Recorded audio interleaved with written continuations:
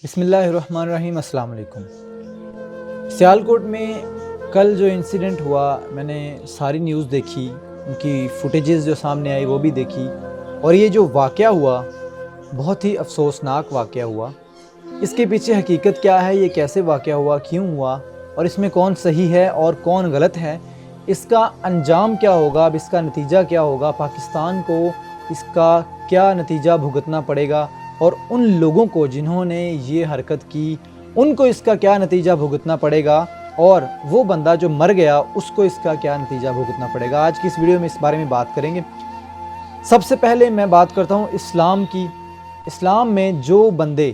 وہ مسلمان یا کہہ سکتے ہیں کہ مسلمانوں کی شکل میں چھپے ہوئے بھیڑیے، میری بات کو ذرا غور سے سنیے گا، میں مسلمان کی بات نہیں کر رہا، وہ مسلمان جو مسلمان کی شکل میں بھیڑیے ہیں، مسلمانوں کا لباس اوڑھے ہوئے ہیں، ایسے مسلمانوں کے بارے میں بھی ہمارے نبی نے فرمایا ہے کہ بہت سارے لوگ ایسے بھی ہوں گے کہ جو مسلمانوں کا صرف لباس یا چہرہ حلیہ بنائے ہوئے ہوں گے، وہ مسلمان نہیں ہوں گے۔ ان کے بارے میں بات کرتے ہیں کہ جو مسلمان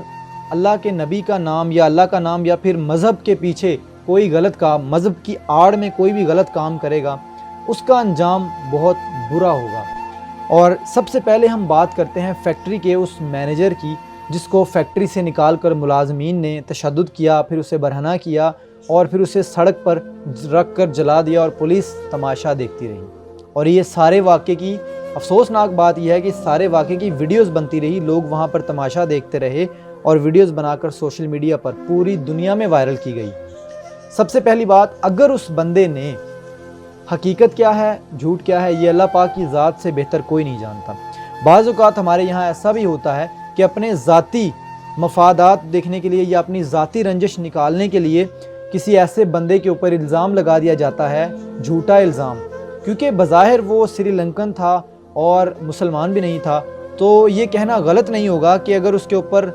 مذہب کے بارے میں توہین کرنے کی یا نبی پاک کی شان میں گستاخی کرنے کا کوئی الزام لگا دیا جائے تو پوری قوم اس بات کو تسلیم کرے گی، یہ کہنا غلط نہیں ہوگا، کیونکہ وہ ایک غیر مسلم تھا اور کسی دوسرے ملک سے بھی تعلق رکھتا تھا۔ یہ سب سے پہلا پوائنٹ ہے میرا۔ اور دوسری بات، اس کے پیچھے یہ بھی ہو سکتی ہے کہ یہ ذاتی رنجش کی وجہ سے کیا گیا ہو، لیکن ہم دونوں پوائنٹ آف ویو سے دیکھیں گے۔ اگر اس بندے نے واقعی ہی توہین رسالت یا ہمارے مذہب کی شان میں کسی طرح کی گستاخی کی ہے تو وہ بندہ سزا کے حقدار ہے، لیکن اس کا ایک کرائٹیریا سیٹ کیا گیا ہے۔ پہلے زمانے میں جو مسلمان یہ کرتے تھے اس طرح سے کہ سر تن سے جدا کر دیا جاتا تھا، سر قلم کر دیا جاتا تھا، تب نظام کچھ اور تھا۔ آج سے کوئی 1400 سال پہلے، 1000 سال پہلے یا 1500 سال پہلے، یا پھر آپ کہہ سکتے ہیں کہ 700-800 سال پہلے، تب نظام کچھ اور تھا۔ لیکن آج کے دور میں نظام کچھ اور ہے۔ آج کل ہمارے تحفظ کے لیے قانون بنایا جاتا ہے۔ وہ الگ بات ہے کہ یہاں پر امیر کے لیے قانون اور ہے اور غریب کے لیے اور ہے، لیکن اگر وہ لوگ اسے جان سے مارنے کی بجائے، اس کے ساتھ یہ سلوک کرنے کی بجائے، اگر اس نے گستاخی کی تھی تو اسے مارنے کی بجائے اس کے خلاف کوئی ایویڈنس اکٹھا کر سکتے تھے، اس کی کوئی ویڈیو بنا سکتے تھے، کوئی فوٹیج بنا سکتے تھے، ثبوت اکٹھا کرنے کی کوشش کرتے اور عدالت میں اسے چیلنج کرتے۔ لیکن اس طرح سے اس کو مار دینا، تشدد کرنا، اور پھر اسے زندہ جلانا یا مارنے کے بعد جلایا گیا اور پھر اس کی ویڈیوز بنا کے سوشل میڈیا پہ ڈالنا، اس کی وجہ سے جو ایک نقصان ہوگا وہ یہ ہوگا کہ ہمارے ملک کا جو امیج ہے وہ پوری دنیا میں پھر سے تباہ ہو گیا۔ جیسے پہلے ہمارا ملک کئی دفعہ اس طرح کے واقعات کی وجہ سے یا دہشت گردی کی وجہ سے 10 سال پیچھے جا چکا ہے، کئی دفعہ ایسے واقعات ہو چکے ہیں۔ اب یہ جو واقعہ ہے یہ ہمیں اور 10 سال پیچھے دھکیلے گا۔ اس کا انجام یہ ہوگا کہ ہماری معیشت تباہ ہو جائے گی، جو کہ پہلے سے تباہ تھی وہ رہتی بھی تباہ ہو جائے گی۔ اور جو ڈالرز آج آپ رو رہے ہیں 170 روپے کا ہے نا، وہ انشاءاللہ امید ہے کہ وہ 200 سے اوپر جائے گا اب۔ اور تیسری بات یہ کہ جن لوگوں نے یہ حرکت کی ہے، مڈل کلاس لوگ ہیں وہ آپ کے اور میرے جیسے،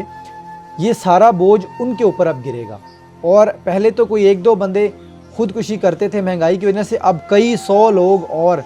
خودکشیاں کریں گے، مہنگائی اتنی زیادہ ہوگی، کیونکہ اس کا ڈائریکٹ جو اٹیک ہے وہ ہماری معیشت پہ ہوگا۔ جو یہ انسیڈنٹ ہوا ہے، ہمارے ملک میں قانون تھا، اس کا سہارا لیتے، اور اگر اس نے گستاخی کی تھی تو ہمیں یہ سوچنا چاہیے کہ ہمارا ایک قدم ہزاروں لوگوں کو پریشان کرے گا، ہزاروں فیملیوں کو پریشان کرے گا، اور کئی لوگ سوسائڈ کریں گے مہنگائی کی وجہ سے۔ اگر اس بندے نے گستاخی کی تھی تو اللہ پاک اسے خود پکڑیں گے، اگر اس نے نہیں کی اور اس کے ساتھ کسی طرح کی زیادتی کی گئی ہے تو آپ کو کیا لگتا ہے کہ کل قیامت والے دن اللہ تعالیٰ ہم مسلمانوں کو معاف کریں گے اگر ہم نے اس پر الزام لگا کر اسے قتل کیا، اسے مارا اور اسے جلا دیا؟ اس کا جو ہرجانہ ہے نا وہ عام عوام کو بھگتنا پڑے گا، جو ہائی طبقے کے لوگ ہیں، جو سرکاری جاب ہولڈرز لوگ ہیں، جو بڑے آفیسرز ہیں، ان کو اس کا کوئی نقصان نہیں ہوگا۔ جب مہنگائی ہوگی تو وہ بھگتنا ہمیں پڑے گا۔ پاکستان میں لوگ آنا بند کر دیں گے باہر سے، اور وہی لوگ جو صحیح معنوں میں گستاخی کرتے ہیں ہمارے نبی کی شان میں، ہمارے مذہب کے خلاف جو لوگ گستاخی کرتے ہیں، ان کے ملک میں ہم جا کے وہاں پر نوکری کرنا اور اپنا فیوچر بنانا اپنے لیے فخر سمجھتے ہیں۔ ہم وہاں پر بیٹھ کر کام کر کے ان کے تلوے چاٹتے ہیں اور اپنی فیملی کو سپورٹ کرتے ہیں۔ ہم یورپ میں جاتے ہیں، ہم فرانس میں جاتے ہیں، ہم UK USA میں جاتے ہیں۔ جو لوگ واقعی میں گستاخی رسول کرتے ہیں اور جو پاکستان میں سب سے بڑی جو توہین رسالت کے خلاف کام کرنے والی جو جماعت ہے، انہوں نے بھی اس واقعے کے اوپر افسوس کا اظہار کیا ہے کہ یہ غلط ہوا ہے، یہ جس طریقے سے یہ کیا گیا ہے یہ غلط ہے۔ کسی کی جان کے اوپر اس طرح سے اتنا ظلم کرنا ایک انسان کو، میرا خیال ہے یہ، اور ہمارا جو مذہب اسلام ہے وہ ہمیں کسی کو مارنا، اس طرح کے جاہلانہ کام کرنا ہمیں نہیں سکھاتا کہ پہلے کسی پر تشدد کیا جائے، بے رحمی سے مارا جائے، پھر اس کو ننگا کیا جائے اور پھر اس کو سڑک پر جلا دیا جائے، وہ بھی بھرے بازار میں لوگوں کے سامنے۔ اتنا ظلم ہمارا مذہب اسلام اس کی اجازت کم از کم نہیں دے سکتا۔ ہمارے مذہب اسلام میں اگر کسی کو سزائے موت بھی دی جاتی ہے تو اس کو ایک سلیقے کے ساتھ اس کو مارا جاتا ہے، اس کے ہاتھ پیچھے باندھ کر، اس کے منہ پر کپڑا ڈال کر اس کو گھٹنوں کے بل بٹھایا جاتا ہے، اور ایک مخصوص آدمی ایک مخصوص ہتھیار کے ساتھ اس کا سر جسم سے الگ کرتا ہے، اس کا سر جو ہے وہ دھڑ سے الگ کرتا ہے، اور اس طرح سے اس کا سر اتارا جاتا ہے۔ کوشش کی جاتی ہے کہ اس کو زیادہ سے زیادہ تکلیف نہ ہو اور اس کا سر ایک جھٹکے میں جسم سے الگ ہو جائے۔ ہمارے اسلام کا قانون یہ ہے، یہ نہیں ہے کہ آپ جیسے ہی کچھ لوگ اکٹھے ہو کے کسی پر تشدد کریں، ظلم کریں اور اس کو ننگا کر کے سڑک پہ پھر مارنے کے قتل کرنے کے بعد پھر اس کی لاش کو جلا دیں۔ یہ ہمارے اسلام کا قانون بھی یہ نہیں ہے، یہ تو ہم لوگوں کے اپنے بنائے ہوئے قانون ہیں، اور اس کا انجام، اس کا جواب ہم کل قیامت کے دن اللہ کے دربار میں بھی اللہ کے سامنے جب ہم حاضری دیں گے، جب اللہ کے سامنے کھڑے ہوں گے تو ہمیں اس کا جواب اللہ کے سامنے دینا پڑے گا۔ بحیثیت مسلمان ہمیں سوچنا چاہیے کہ کیا ہم مسلمان ہونے کا فرض ادا کر رہے ہیں؟ کیا ہم اس قابل مسلمان ہیں کہ ہم کل اللہ کے سامنے اپنی شکلیں لے کے جا سکیں، ہم اللہ کے سامنے پیش ہو سکیں؟ کیا ہمیں ایسا کوئی کام ہم نے زندگی میں کیا ہے؟ ہم تو نماز جو ہے وہ پڑھنا اپنے اوپر بوجھ سمجھتے ہیں، نعوذ باللہ۔ ہم چلے ہیں اسلام کی حفاظت کرنے۔ بحیثیت مسلمان اور بحیثیت پاکستانی سوچئے گا ضرور کہ کیا ہم جو کر رہے ہیں یہ ٹھیک ہے، اور اس بارے میں اپنی رائے ضرور کامنٹ باکس میں دیجیے گا کہ آپ کے اس بارے میں کیا کہنا ہے، آپ کیا سوچتے ہیں اس بارے میں۔